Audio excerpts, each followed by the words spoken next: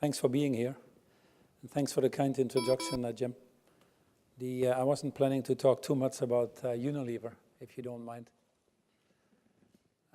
He said enough already about it, so that's probably where it stops. But flying in and this morning to come here, I had to take an early plane, and I was sitting there at the airport in Los Angeles, and I overheard 3 people talking. And I know it's very impolite to listen to people talking at an airport, but I know you all do, so I'm not ashamed to share the story with you. But I quickly discovered that I was an engineer, an economist, and a doctor. And they were bragging, and the doctor said, "Hey, I have the oldest profession in the world." And the other said, "Why is this?" He said, "Well, you go to the book of Genesis. Eve came out of the ribs of Adam, and Adam came out of the ribs of Eve, or whoever. Both of them survived. That was the first successful operation. Doctors have the oldest profession." And the engineer said, "I don't think so, because when there was chaos, we created the universe. And to make order out of chaos, you have to be an engineer. So engineers have the oldest profession." And the economist said, "I don't think so, because who created chaos in the first place?" And I think that describes a little bit what I want to talk about today, who created chaos in the first place. But before I do that, let me first tell you how pleased I am to be here in this Konrad von Gogolberg Memorial Lecture. We were just talking with some of the kind people who have known him and studied with him in the class of 87. But he seemed to have been a remarkable person and frankly, a little bit ahead of his time. As I said then, I would love to have met him, but it's certainly an honor to be part of his life indirectly by recognizing him. And doing that in a school like Stanford, obviously, is a wonderful opportunity. You have a great institution here. Undoubtedly, I'll call my mother today and tell her I was at Stanford, and she'll be very proud.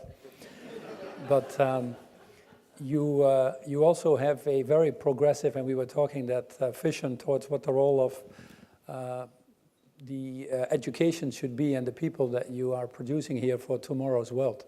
You've been very instrumental, as Jim said, to work on the high carbon stock issues around for deforestation, etc. And if we don't have the academic world actively involved, I don't think we can solve so many of the world's problems.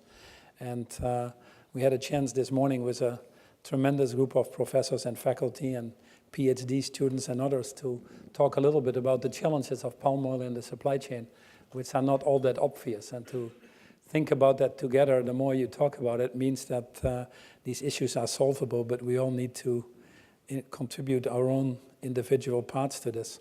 And as a university, I think more than ever, showing your leadership in the area of sustainability will place you very well. Because the future issues that we need to solve are obviously the challenges of climate and energy, or water, or biodiversity, or natural capital, and many of the other things.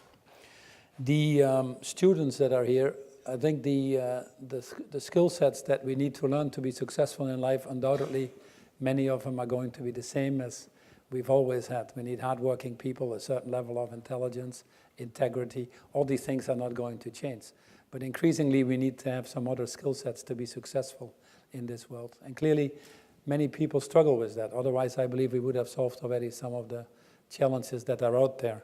But to be a good business person, you need to know as much in the future, in my opinion, about sustainability as you know about sales. So you need to know as much about climate change as you do about cash flow, or you need to know as much about international development as you do about business development. It really requires a broader vision if you want to manage these challenges that we know we are seeing every day in this world. The first thing, to start on a little bit of a positive note, I think it's actually a great time to be here. If you look at the last 15 years, the world has actually come quite a long way.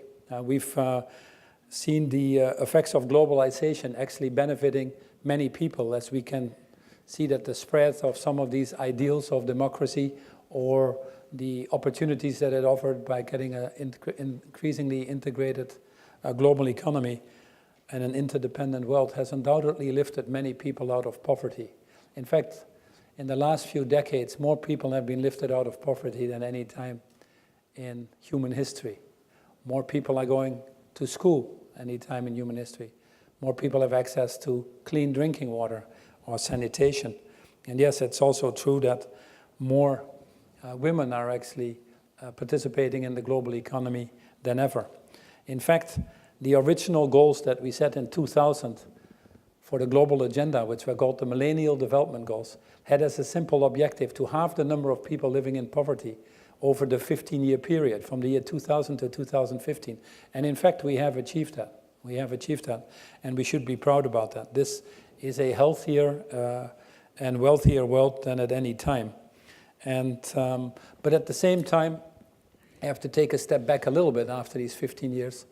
And it reminds me a little bit of Dickens, who wrote in the 1850s his book, 1870s, The Tale of Two Cities.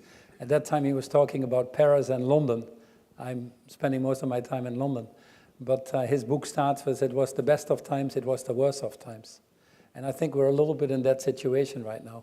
Whilst we've lifted enormous amounts of people out of poverty, we also have still challenges that need to be solved. And many of these challenges, actually, I think we became fully aware of that in the crisis in 2007, 2008. Some people said it's a financial crisis, then some people said it's a governmental crisis, then it became economic crisis, and we're still recuperating from that. In fact, it was the worst crisis on record since the Great Depression in the 20s. And I think it made us realize, I've always found, by the way, that this was more of a crisis of morality than anything else. But it made us realize that the system we had created had certainly lifted so many people out of poverty, but it wasn't quite sustainable. It came at an enormous cost, a high level of private or government debt, an enormous level of overconsumption, and frankly, leaving too many people behind. I've always said that in any system where too many people feel that they're not participating or are being left behind, that system will ultimately rebel against itself, just like a cancer in a body. And you've seen that happen, actually, increasingly so. The question is, have we learned anything since this crisis? I hope the answer would be affirmative, but if you look at the hard numbers, you have to really ask yourself questions. The debt that caused this crisis, by the way, an economic system that was very much around, we asked the Saudis to pump the oil, we asked the Chinese to produce the plastic, and we asked the Americans to consume. That's basically what we were doing, in a very simplistic way. And you'd think we would have learned from that now that we are 8 years further or 9 years further.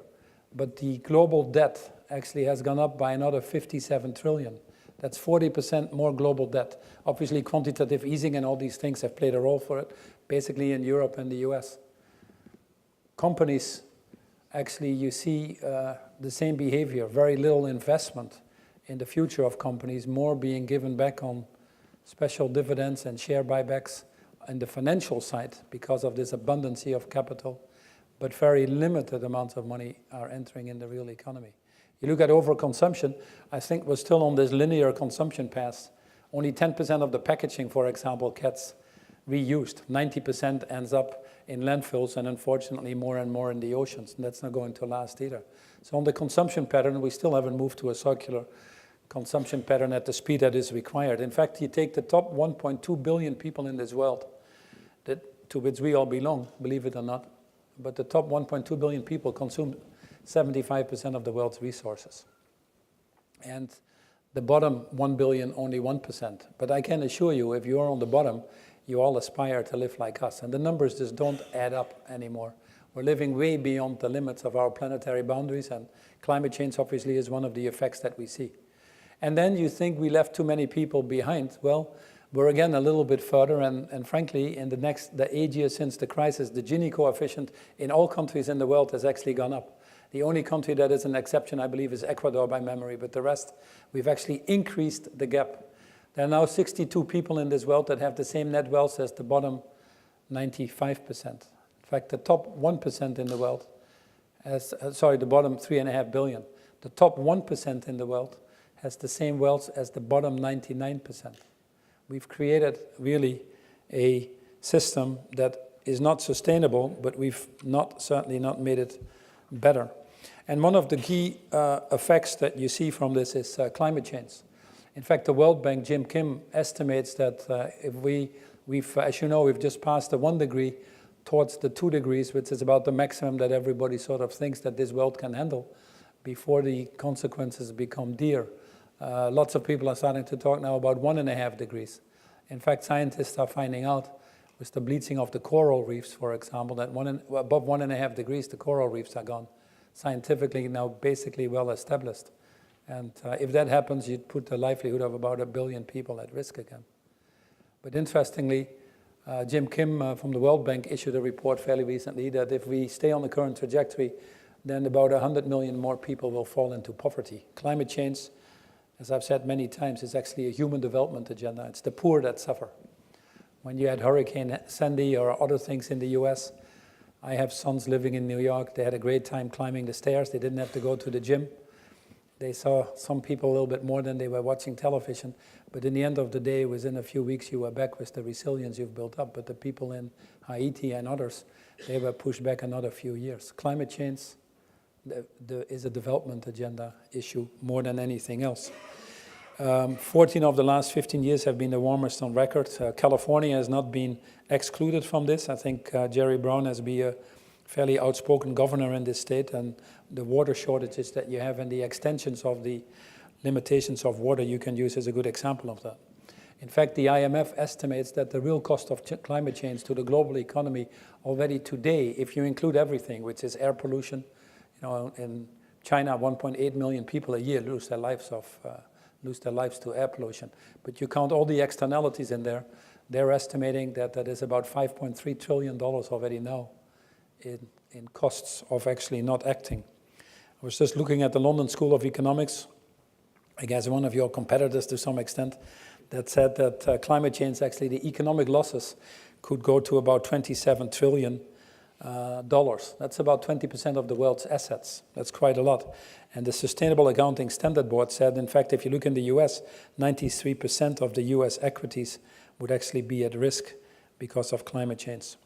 And it's not just the financial side of that. WWF was calculating that in the last, since the 70s, we have lost about 50% of our mammals, reptiles, or birds.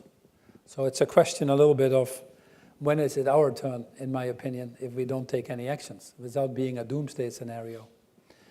I was reading a book from Hubert Reeves, who is a Canadian philosopher. And Hubert Reeves said something that stuck to me when I read this. He said, man is the most insane species. He worships an invisible God and destroys a visible nature, not realizing that the visible nature he destroys is the invisible God he worships. And that is about what we are doing right now, and that's obviously not a pathway that is sustainable. So I was very glad to see 2015 hopefully being a watershed year, because in 2015, two historic things happened. First of all, the signing of the Sustainable Development Goals in September at the UN, which are the follow-up from the Millennial Development Goals covering the next 15 years, where 193 countries in the world went together and said, for the next 15 years, we have an opportunity to irreversibly eradicate poverty in a more sustainable and equitable way. Out of that came 17 goals. Goal number 1, obviously, poverty alleviation. Goal number 2, food security. Goal number 5, gender equality. Goal number 6, water sanitation. Goal number 16, governments. Goal number 17, partnerships. 16 goals.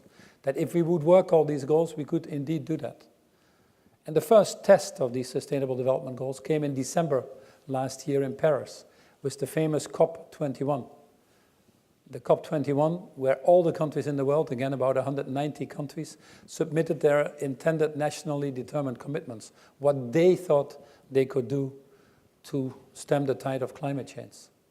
We were on a 4-degree trajectory, and lo and behold, in Paris with the agreement, we've actually bent that curve. The agreement covers all countries, 4 times more than the Kyoto Protocol, and it was on a voluntary basis. You propose, just adding up what was proposed. No backsliding, cannot go back, 5-year review, $100 billion a year financing to move forward, obviously, and help the poor countries. A pretty good agreement as a starting point. Obviously, we've discovered that we cannot wait till the end of the century to tackle climate change, and now we have to work on accelerating it, but the base has been laid. So I'm actually very pleased that for the first time in history, we could be be the generation, if you want to, and especially the young people here, that solve poverty, which is a noble goal to go for by itself, but also ensure that future generations don't have to deal anymore with the effects of climate change. I was very pleased a few weeks ago in New York, where I was present when 175 member state countries actually ratified the Paris Agreement. We need 55% of the countries, 55% of the carbon emission to make that go into law. But interesting to see the US right now, the Chinese and some others are actually trying to push this agenda forward to ensure a more rapid implementation. Now this agenda, which is an enormous agenda for humanity, zero poverty, zero carbon emission. I don't think any business person would set such an audacious goal for his own business. And certainly not if you tell him or her that it's in the next 15 years, more or less, that the thing needs to happen. So we won't get there if we don't work all together. And business has an enormous role to play, which is the only thing really I want to leave you with, that more businesses need to start taking a higher level of responsibility to be part of that solution. After all, there is no business case in enduring poverty. I've discovered that a long time ago. Even in our company, which is fortunate enough to be in 190 countries or reach 2 billion consumers a day, we have to be sure that this is a more inclusive society. An interesting statistic, not to bother you with that, but the world spends 9.7 trillion a year on violence and war preventions, and spendings on actually having these things. 9.7 trillion. If we would just take that money, which is 3 times higher than the development agenda I'm talking about, we could wipe out all the debt in the emerging markets with that. And we could give some of the money still that is left to Europe to start stabilizing their European monetary system if we wanted to.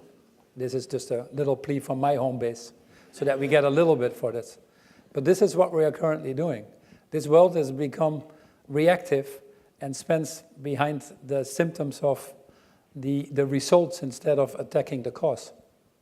You see the same in other areas, by the way. Healthcare is a good example, where you have an enormous epidemic coming up of diabetes 2 with obesity, and we end up spending all the money treating it instead of going to prevention. This is very much what we're doing in the global economy as well. Now, you won't solve this development agenda if you don't get business involved. It's very simple. The development agenda, as I mentioned, costs about $2 to $3 trillion a year, which, by the way, is a pimple on a global economy of $100 to $110 trillion.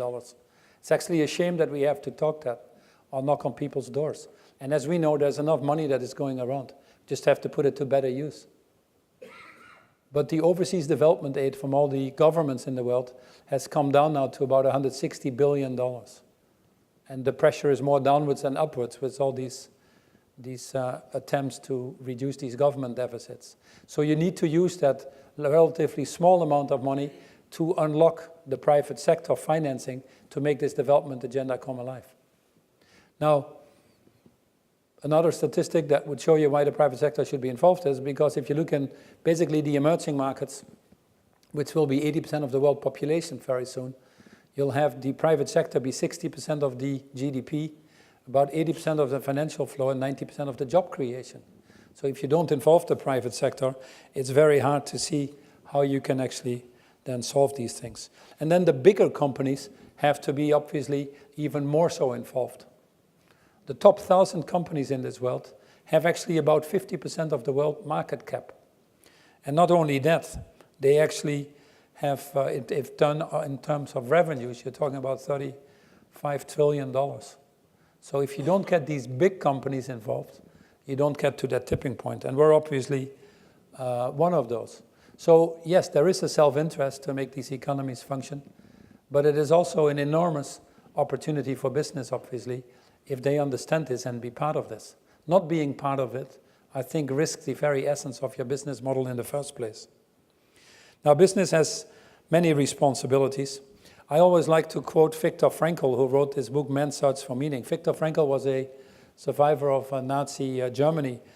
And in his book, he wrote that when they built the Statue of Liberty on the east coast of the United States, they forgot to build the Statue of Responsibility on the west coast.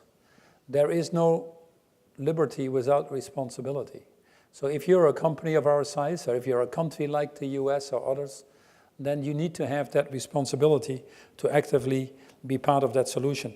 For business, it obviously means responsibilities towards human rights, towards paying our fair tax in the places that we operate, towards being part of fighting this enormous disease of corruption that is still everywhere in many places in the world. And I think an increasing amount of businesses start to understand that. Enough, for sure not, but an increasing amount is. Business starts to understand also increasingly that not acting might actually have a higher cost than acting. I think we're actually at that point right now, that the cost of inaction is higher than the cost of action. And you see that, again, if you look at some of these numbers of climate change. But you look at food security. This is still a world where about 800 million people go to bed hungry every night, not even knowing if they wake up the next day. It's totally unexplainable if you then at the same time realize that we're wasting 30 to 40% of the food that we're producing, as if we don't care. The food that we waste is about $800 billion every year.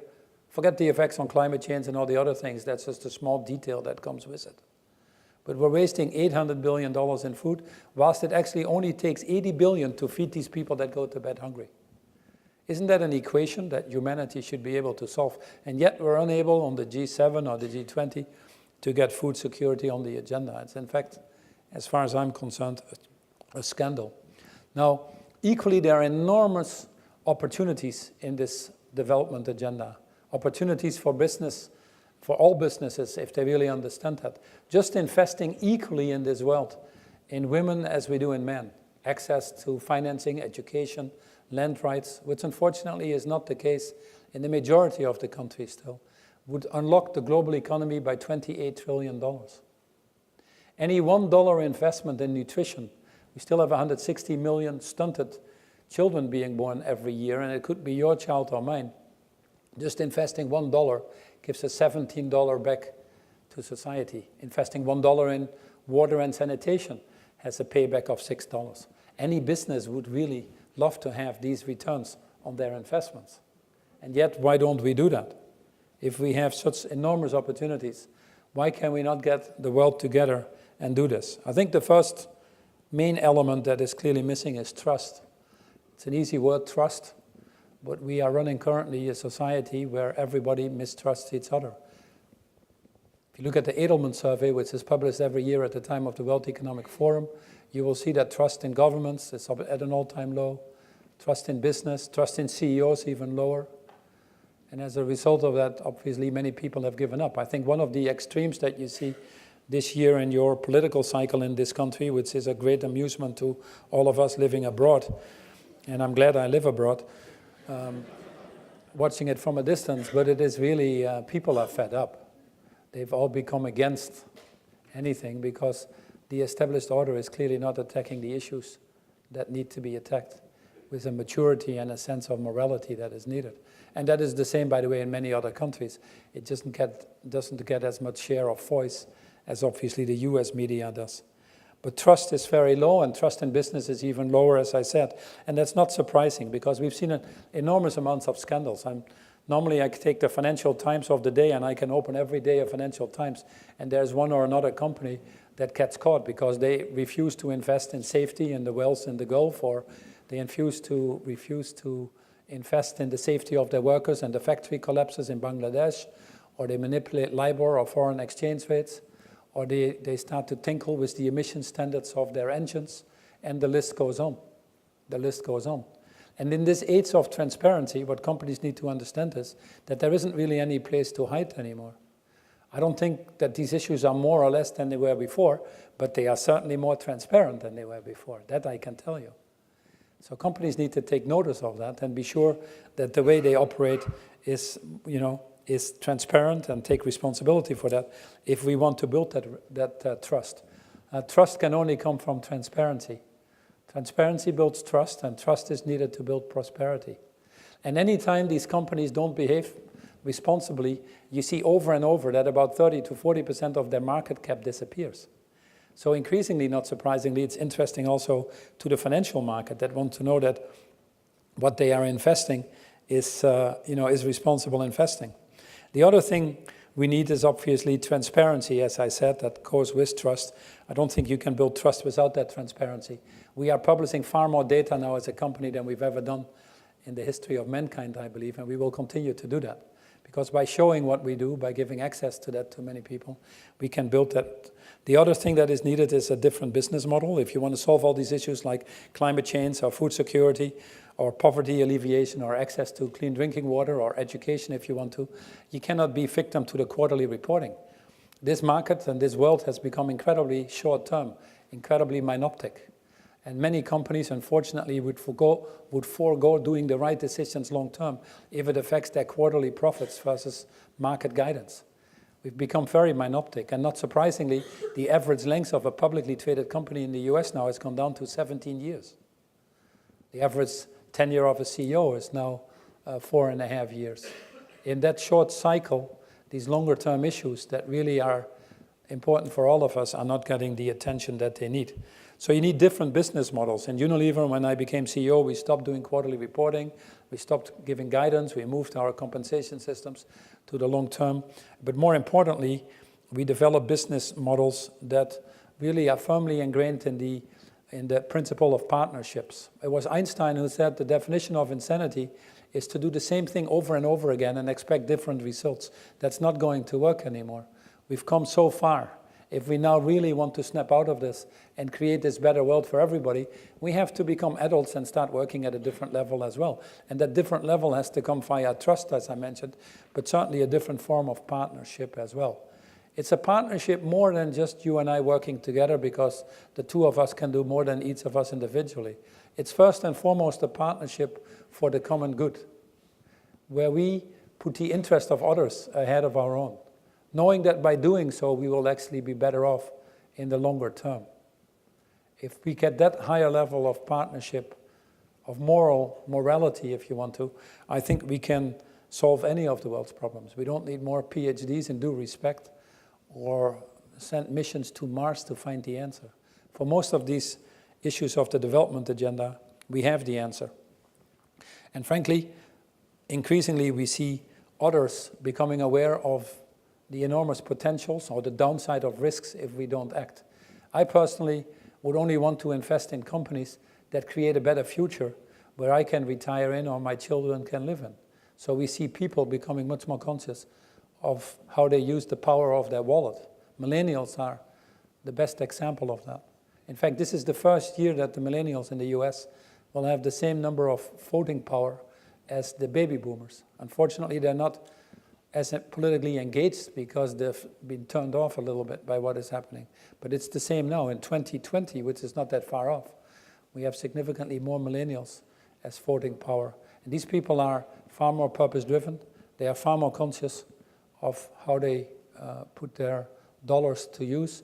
And hopefully will be a big wave of change that will benefit us all.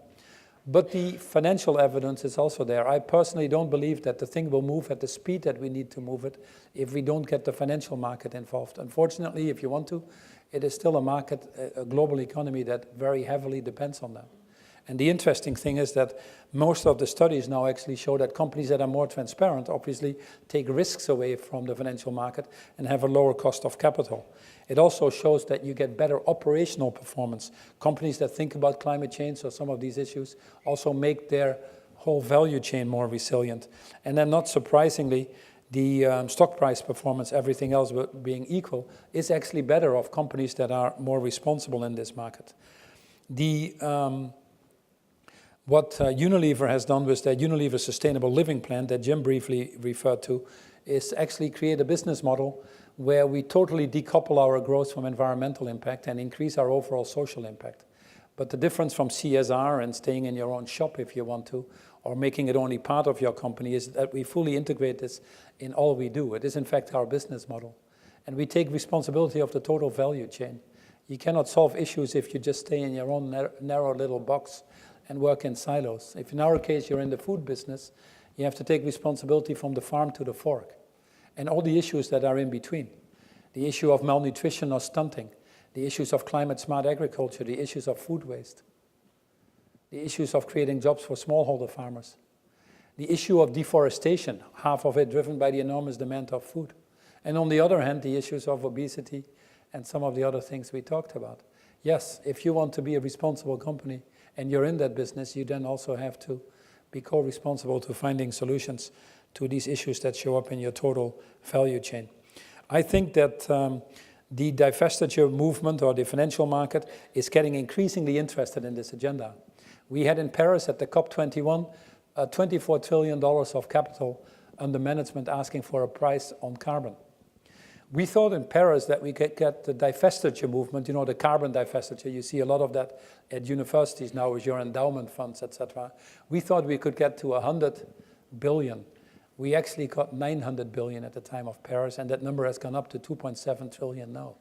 So the financial market is catching on. And you can see that. 57 companies in the US have gone bankrupt that were in the coal business. Peabody, the last one, just in the last 2 years alone. You can see it in other things. Tesla makes actually relatively few cars. Their Model 3, tremendously popular, 325,000 orders for that car in the first few days alone. Despite selling less than 1/20th or 1/30th of the cars of General Motors, it has already half the market cap of General Motors. Increasingly, the financial community is voting with their wallets, and they're getting actively involved as they see this as an enormous risk, but also an enormous opportunity. Investment in green energy right now is far exceeding the investment in fossil fuel, even with the low prices, in fact, that we have. Now let me pick up pace and do only one or two more things before we open it up to Q&As.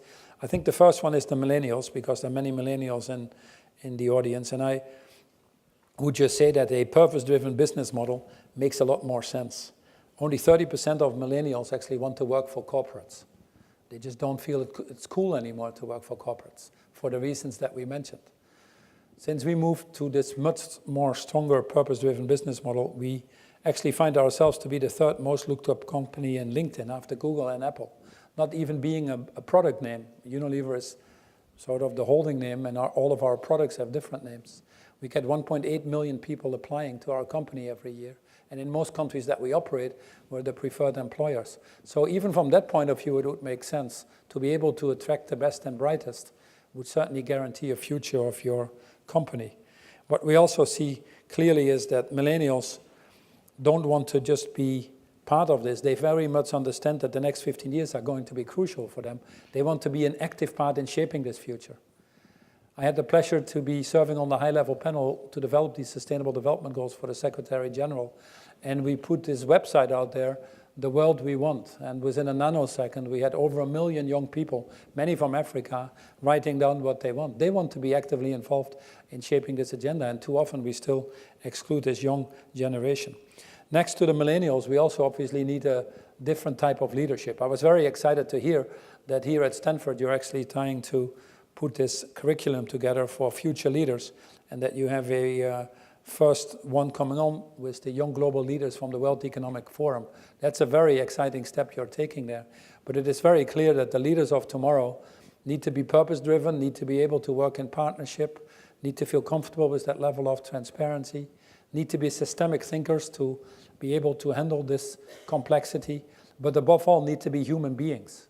Human beings with a high level of awareness and engagement and a certain level of humanity and humility.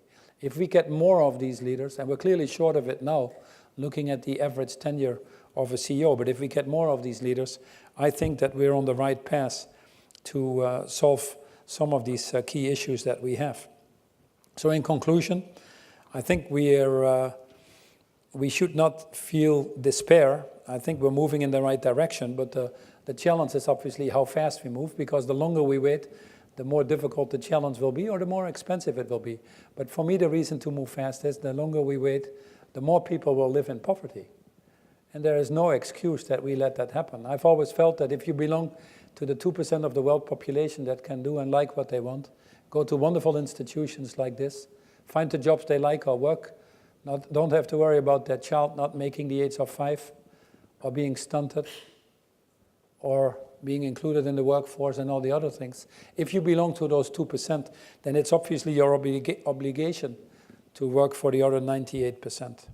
And that is what we're trying to do in Unilever. It was Martin Luther King that actually said that everyone can be great because everyone can serve. And all of us in our own humble ways can make that difference to together create a better world for all and certainly for generations to come. And that's obviously the world I want to live in, and I want to be part of that challenge to say this is what we really did in the coming 15 years so that nobody else has to worry about these challenges. I like the Dalai Lama. One of the things the Dalai Lama said that if you seek enlightenment for yourself simply to enhance yourself and your position, you miss purpose. But if you seek enlightenment for yourself to enable you to serve others, you are with purpose. So my message to you very simply is go with purpose. Thank you very much. I'll go you over here.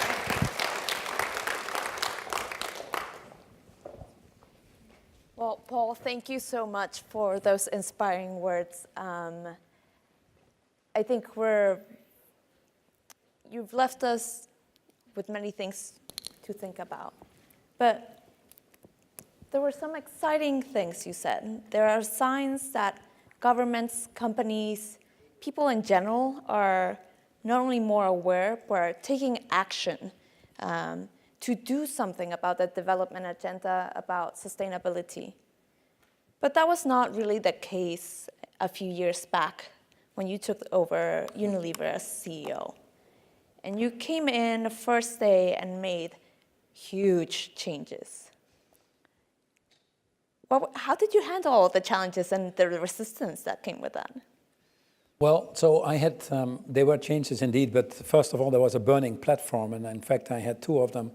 I came in from the outside, which helped a little bit by not being so biased towards some of the changes that needed to be made, perhaps. But the business was not doing so well, so that was a burning platform. And then you had the crisis in 2007, 2008. So it wasn't difficult to convince people that we needed to do things differently. Because I came in from the outside, and actually I had worked what some people thought was competition in the past. I don't have that concept myself, but some people felt that the Trojan horse was led into the company. And I discovered very early on that it was for me to prove that I could be part of the team instead of them to prove that they could be part of my team. And I had to establish myself. So I spent an enormous amount of time digging into the history of the company. Jim Collins, in his book From Good to Great, talks about nurturing the core before you stimulate progress. And we actually went back to the roots of this company. We actually went to Port Sunlight, which is in the north of England, where the company had started.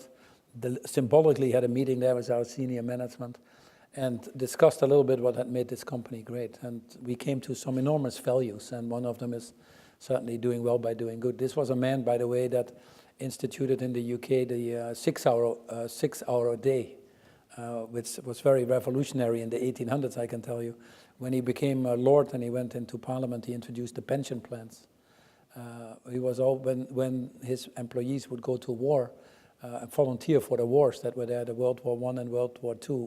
He obviously dealt only with World War I, but guaranteed the wages to the wives so that they could live. And so he was an extraordinary man in that sense, but always of the belief of doing well by doing good, founding the Marine Stewardship of Sustainable Fishery or the Roundtable of Sustainable Development. So what we did is we took all that strengths and said, can we not turn that into a business model that is desperately needed right now, where we link all of this and see this as an increasingly powerful driver for future business growth. And what the surprise in all of this, it's hard work, it's not that easy obviously, and some people are always skeptical, but you need them to make better plans. But people rally quite quickly towards something when it is a higher purpose and want to be part of that. People want to make a difference. They want to leave this world in a little bit better place. They want to touch people positively. And if you can work for a company where those values can come alive, then people feel happier. And we've seen that in our engagement scores, which were sort of in the bottom tercile when we started, and now they're off the map because people want to be part of this. On that note, can you tell us when did you find purpose in promoting sustainability as a business practice? Well, it was always, the question is always, why didn't our predecessors deal with this as much as they should have? And the answer is really, the issue wasn't so evident. Because we've lifted so many people out of poverty, we really got the issues of planetary boundaries. If you go back even at the time that the original Millennial Development Goals were developed, the word sustainable didn't show up there even. There were issues of HIV, there were issues in the developing markets. Now many of these issues have become global because of our interdependent world. So it's only in the last 10 years, I think, that people have become fully aware of what needed to be changed. And that's why you see this momentum now. But I would not worry about that. What we have to now do is just to be sure that we can accelerate, because as usual, there's always a little bit of vested order that doesn't like to change. If you're on the right side of the equation in this transformation of this global economy, you are more likely to be resistant than if you are not getting the benefits from the global economy. But the reality right now is that about 99% of the people are not getting the benefits of the global economy anymore. So I hope we can build this momentum and accelerate that to make the changes. By the way, nothing to do with being Democrat or Republican or being a Dutchman, often accused of smoking pot and all the other things, which is liberalized in our country. It just has to do with a common sense agenda to make this world work for all of us long term. If you see the cost that Europe now has on refugees, for example, is enormous. And then if you see the money that we spend is a pittance to actually solve these issues. So it's becoming increasingly transparent, I think, that this is an agenda for humanity. The way you frame things, to me it sounds like today there's also momentum, and today we are still at an inflection point companies could use to change business practices. And yet you don't see, those that do stand out, because not many are doing it. Yeah, and that's a good question. That's a good question. But I start from the premise that I believe in the goodness of people, because I never met a CEO who wants more unemployment or more climate change or more pollution, unless they don't tell me. But I don't think they're there, really. So you have to believe in the goodness of all of us. And then you have to ask yourself the question, well, if that is the case, why doesn't it happen? And there are obviously many reasons for that. The global economy isn't functioning, so you have to work very hard to even keep your own company afloat. These issues of tenure, that you might not have the skill set. So there are many of those reasons.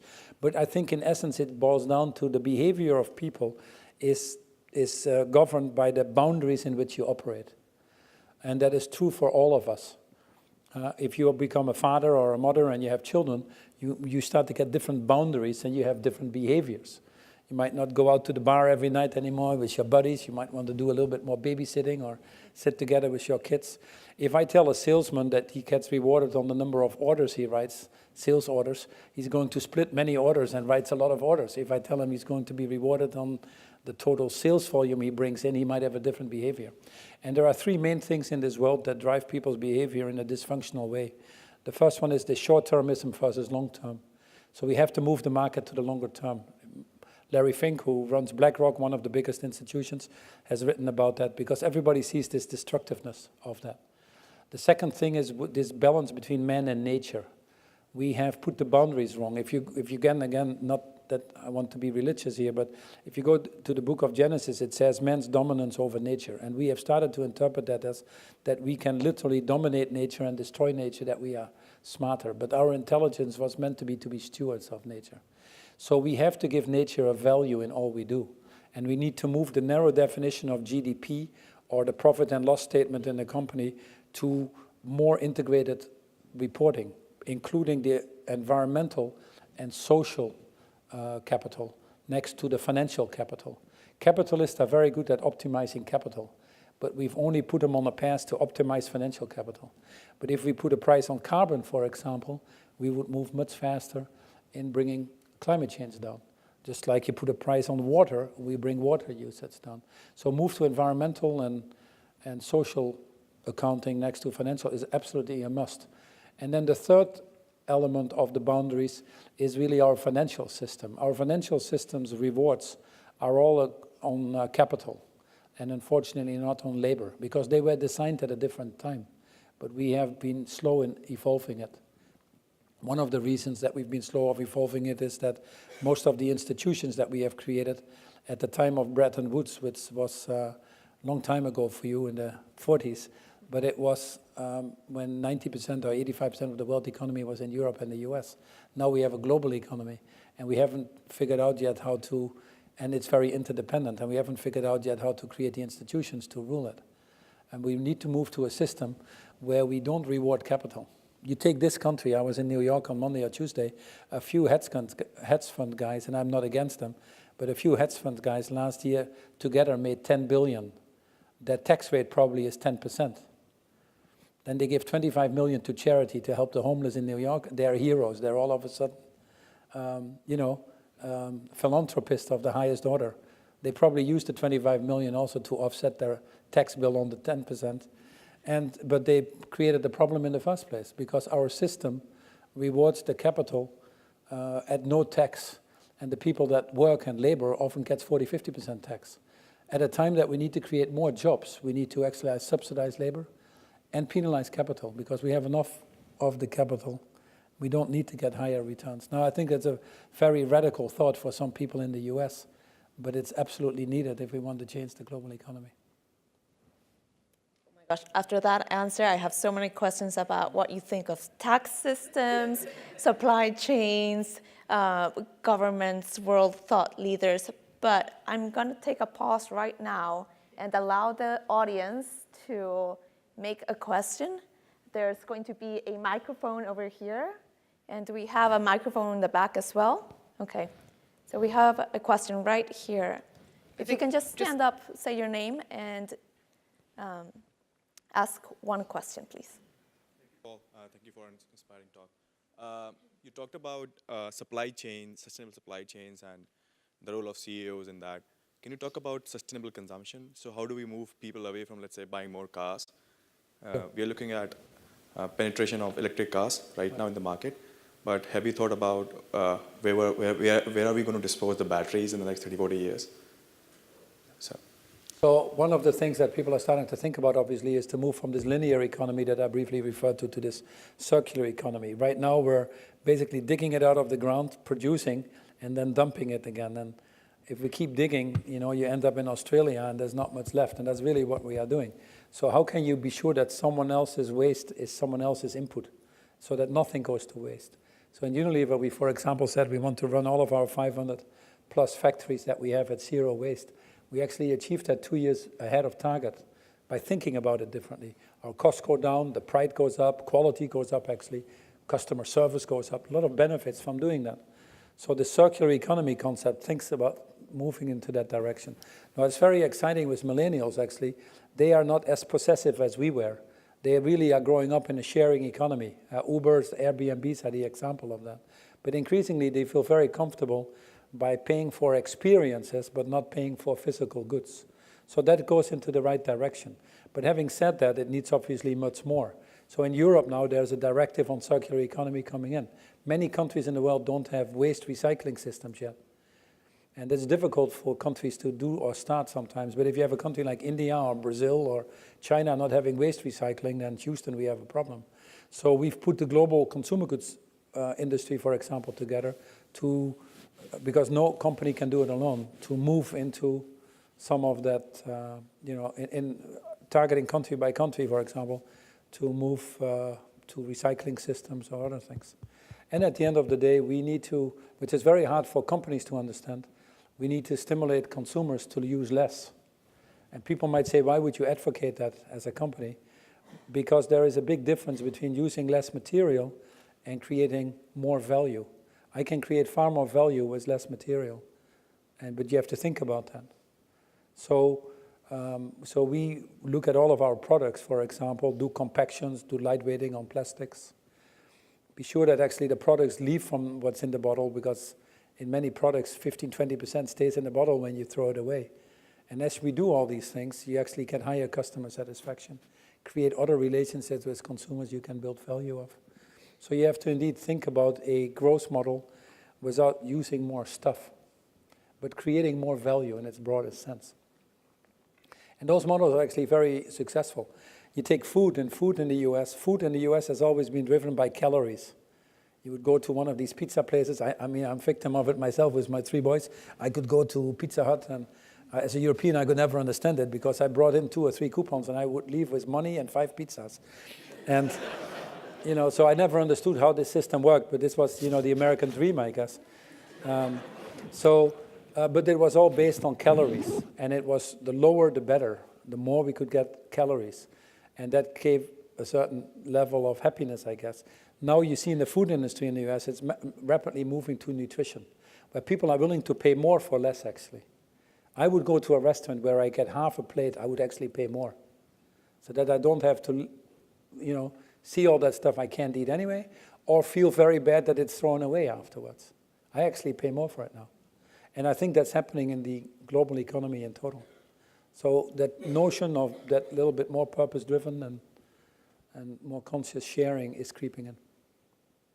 So Paul, in these last 2 minutes that we have with you, could you share some advice? Most of us here are MBA students looking to go back into for-profit organizations, and will probably not be the CEO right off the start. So You might. thank you. What can we do to bring sustainable practices into the organizations we go into? Yeah, first of all, don't have an ambition to become a CEO. That is a stupid ambition. I always tell people, not because I don't like my job, but it's just that anybody can have that title. The most important thing is that you pursue your purpose, whatever you feel strong about. If you figure out where you want to make the difference, that's the first thing you need to do. And some might fight for women's rights, some might want to fight for people in emerging markets, some might want to include better education, but you need to have something that you want to have an impact in this world. And that has to align with your values. If that aligns with your values, you are going to be successful because it will drive your passion. It doesn't matter, the money you earn is not an indicator of success anymore. People's self-worth should not be measured by people's net worth. It's very important if you want to have a good life. And then the third thing is obviously a positive attitude is equally important, because the things never go the way you want it to go. Otherwise, someone else would have done it before you. So the road to change is a road that has many skeptics or cynics, rejections. But if you are strongly driven by your purpose and your values, I think, and the stronger they are, the better beacon you have in a very volatile environment to deal with these challenges. You stay guided, as someone once said, by the lights of the stars, not by the lights of the passing ships. And at the end of the day, you need to do what you really feel you can make the biggest difference if you're in a fortunate position like ours. I don't say it on camera, but the reason I work in this company and give my energy to that is because I can have a bigger impact in doing what I do now than I can see in any other opportunity that is offered to me. And if that is a possibility to have a bigger impact to change the world for the better, then that's my duty to do that, until someone else can do it better than I do. And the final point I just want to leave you is the importance of positive attitude. Reminds me of a story that my father always told me of, the boiling water with the carrot, the egg, and the coffee bean. And the egg is actually very soft, but goes into the boiling water and becomes very hard and stubborn. You can't do anything with it. The carrot was actually strong, went into the boiling water, but became very soft and mushy.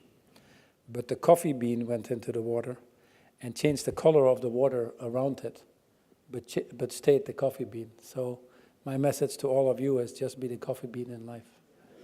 Thank you very much. Everyone, a big round of applause for Paul Polman, please.